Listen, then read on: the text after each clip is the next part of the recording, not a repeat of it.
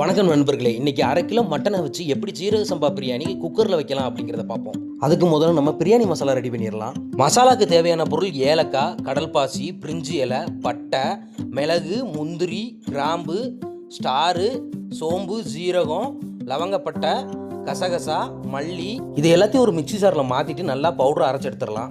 அதுக்கடுத்து அடுப்பை பற்ற வச்சு குக்கரை வச்சு அதில் 25 ml தேங்காய் எண்ணெயும் 25 ml நெய்யும் சேர்த்துக்கலாம். எண்ணெய் சூடான பிறகு 25 கிராம் பச்சை மிளகா, அதுக்கடுத்து பெரிய வெங்காயம் ஒரு 200 கிராம் நம்ம நல்லா நீட்டு வாக்கில் வெட்டி வச்சுருக்கோம், அதையும் இதில் நம்ம சேர்த்துக்கலாம். இது நல்லா பொன்னிறமாக வதங்கட்டும்.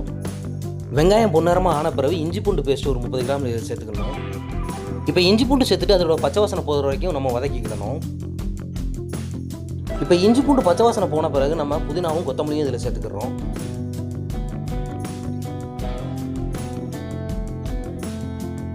இப்போ இதோட 100 கிராம் வெட்டி வச்சிருக்க தக்காளியும் சேர்த்துக்கிட்டோம். இதை சிறிதளவு நம்ம நல்லா வதக்குவோம். இது வதங்கின பிறகு ஒரு 30 கிராம் தயிர் சேர்த்துக்கிறோம். தயிர் சேர்த்துட்டு ஒரு 1/2 லெமன் இதில் புழிஞ்சு விட்டுக்கிட்டோம். இப்போ எல்லாம் சேர்த்த பிறகு நம்ம அரைச்சி வச்சுருக்கோம் பார்த்தீங்களா மசாலா பவுடர், அதில் ஒரு 1.5 டீஸ்பூன்லேருந்து ஒரு 2 டீஸ்பூன் இதில் சேர்த்துக்கிறோம்.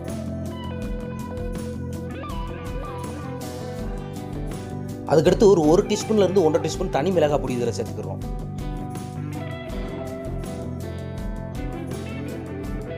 தேவைக்கேற்ப உப்பு சேர்த்துக்கிறோம். இப்போ உப்பு சேர்த்துட்டு நம்ம எடுத்து வச்சிருக்கிற 1/2 கிலோ மட்டன் இதோட சேர்த்துருந்தோம்.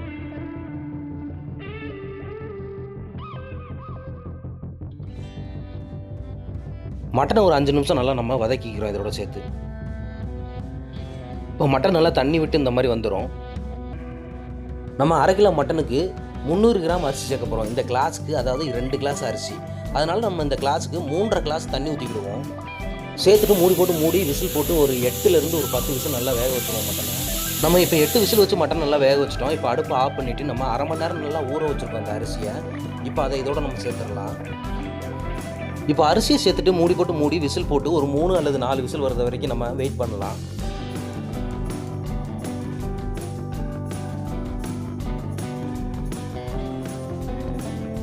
இப்போ சரியாக ஒரு 4 விசில் அடிச்சிருச்சு. நம்ம இப்போ பிரியாணியை ஓப்பன் பண்ணிடலாம். இப்போது சுவையான குக்கரில் வச்சா மட்டன் பிரியாணி ரெடி ஆயிடுச்சுங்க. இதே மாதிரி நீங்களும் வீட்டில் வச்சு சாப்பிடுங்க, என்ஜாய் பண்ணி.